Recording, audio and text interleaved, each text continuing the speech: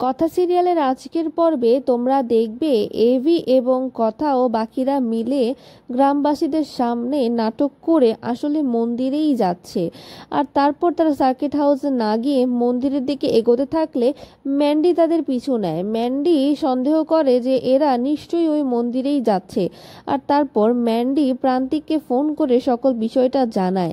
আর এদিকে জুনি সকলকে বলে যে আমার কেন জানি ওই সাধু বাবাটাকে চেনা চেনা মনে হচ্ছে, কিন্তু উনি ভালো নাকি খারাপ সেটা আমি জানি না। তখন এভি আর অঙ্কিত বলে যে উনি হয়তো সাধু সেজে বসে আছে, কিন্তু সবকিছুর মূলে ওই সাধু বাবাটাই রয়েছে।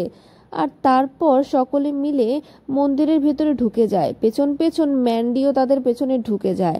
আর তারপর এভি এবং কথাকে ঘিরে সেখানে যক্ষিণীরা নাচতে থাকে।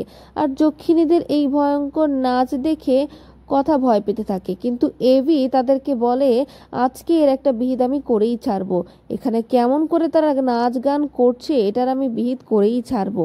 আর তারপর কথা হঠাৎ লক্ষ্য করে যে যক্ষিণীদের যে পায়ের ছাপ ছিল আগে সেটা তো অনেক বড় ছিল, আজকে তাদের পায়ের ছাপ লাল রয়েছে ঠিকই, কিন্তু আজকে তা অনেকটা ছোট লাগছে।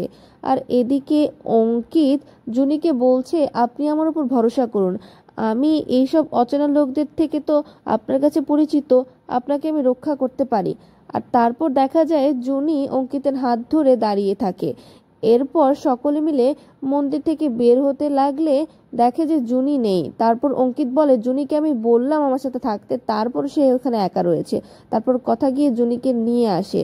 এরপর সকলে মিলে সার্কিট হাউসে চলে আসে। তারপর এভি ভীষণ রাগ করে। এভির মতে এরা কি সব করছে, এই মন্দিরে নাচ গান হচ্ছে, অথচ কেউ কেউ বলছে যে এই মন্দিরে নাকি কেউ যায় না। এ তো একটা বহৎ গন্ডগোল। আর তারপর আগামী পর্বে আমরা দেখব এখানে কথা আর এভির ভেতর কিছু রোমান্টিক মোমেন্ট। আর এদিকে জুনি সেই মন্দিরে যাওয়ার প্ল্যান করছে একাই।